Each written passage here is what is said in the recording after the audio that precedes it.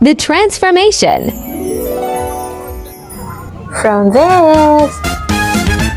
Hi everyone! Ako po si Mami Mau, ang inyong single mom. Hello! And for this episode ay mural artist muna po ako. Okay!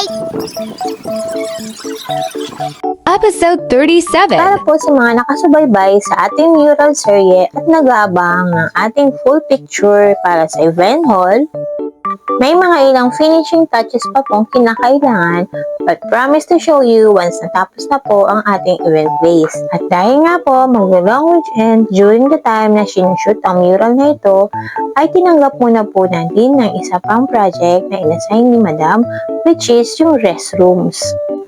Yes po, ini-stencil ko muna ang areas na kailangan kulayan. Gamit po ang image na dinownload ko sa aking cellphone ay free stroke lamang po ang lahat ng aking ginagamit. In short po, tansyameter ang gamit ng inyong Mami Mau. Nung nag-start po ako sa mural, first 4 days ay ako lamang po ang gumagawa. But then, dahil nga po malaki ang area, kakailanganin po natin ng tulong. And ang aking hipag na nag-a-assist din po sa akin sa mga cakes, ang siyang kasama ko. Yan ha, pwede nyo na po akong kuhanin sa mga malalaking projects. Meron na po tayong kasama at sa mga nais naman po maging part ng aking team, mapa-baking or mapa-mural, pwede po kayo mag-send ng email.